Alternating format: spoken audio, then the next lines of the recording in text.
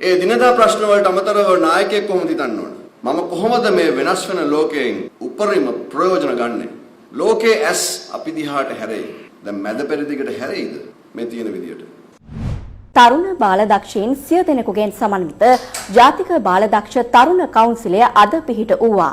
මෙවැනි කවුන්සිලයක් ශ්‍රී ලංකාවේ පිහිටවා ඇත්තේ පළමු වරටයි. ශ්‍රී ලංකාව පුරා විසිරී සිටින ජ්‍යෙෂ්ඨ සහ මානවක බාලදක්ෂයින් අතරින් තරුණ නායකින් 100 දෙනෙකු තෝරාගෙන මෙම කවුන්සිලය පිහිටුවා තිබෙනවා. ඔවුන්ට නිල වශයෙන් පත්වීම් ලිපි ප්‍රදානය කිරීම අද කොළඹ 2 ශ්‍රී ලංකා බාලදක්ෂ මූලස්ථානයේදී පැවැත්වුණා. එහි ප්‍රධාන ආරාධිතයා ලෙස සහභාගී වූයේ කැපිටල් මහරජා සමූහයේ සමූහ අධ්‍යක්ෂ ෂෙවාන් ඩැනියල් මහතායි. ශ්‍රී ලංකා බාලදක්ෂ ප්‍රධාන කොමසාරිස් නීතිඥ මනෝජ් නානායක්කාර, ශ්‍රී ලංකා බාලදක්ෂ සංගමේ සභාපති රන්සිරි පෙරේරා, ශ්‍රී ලංකා බාලදක්ෂ සංගමේ විධායක කමිටු සමාජික තුෂාර සුමනසේකර ඇතුළු පිරිසක් මීට එක්ව සිටියා.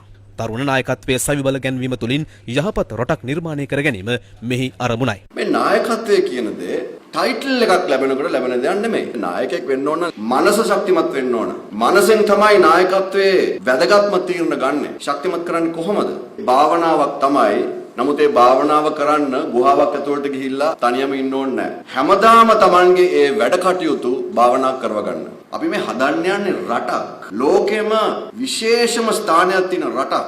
එහෙමනම් විනය, mental discipline කියන එක අත්‍යවශ්‍යයි. ඒ mental discipline එක හදනවා නම් කරන්න ඕන පළවෙනි දේ තමයි දවසකට යම් දෙයක් කරනවා නම් ඒ දේ 100% කරන්න.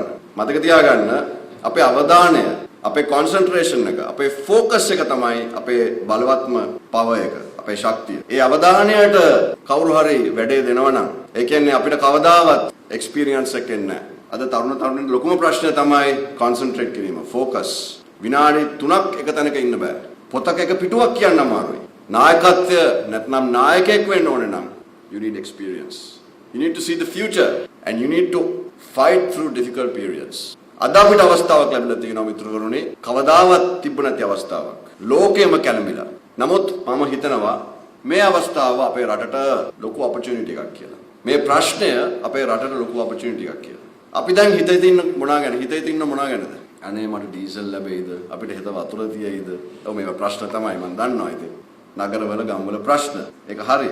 නමුත් ඒ දිනදා ප්‍රශ්න වලට අමතරව නායකයෙක් කොහොමද හිතන්න ඕන? මම කොහොමද මේ වෙනස් වෙන ලෝකයෙන් උපරිම ප්‍රයෝජන ගන්නෙ? ලෝකයේ ඇස් අපි දිහාට හැරෙයි. දැන් මැද පෙරදිගට හැරෙයිද?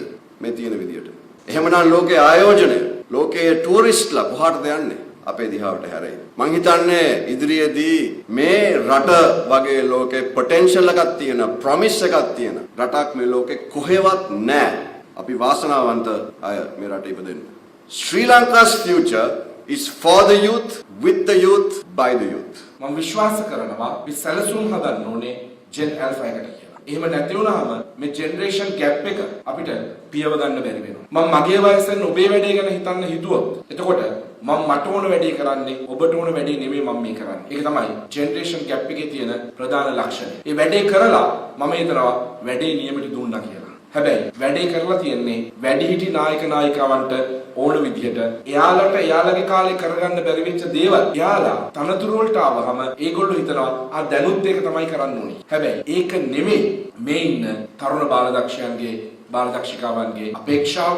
අද පත්වීම් ලද තරුණ නායකින්ගේ අදහස් ඉදිරියේදී බාලදක්ෂ ව්‍යාපාරයේ පරිපාලන ව්‍යුහයට ඇතුළත් කර ගැනීමට නියමිතයි.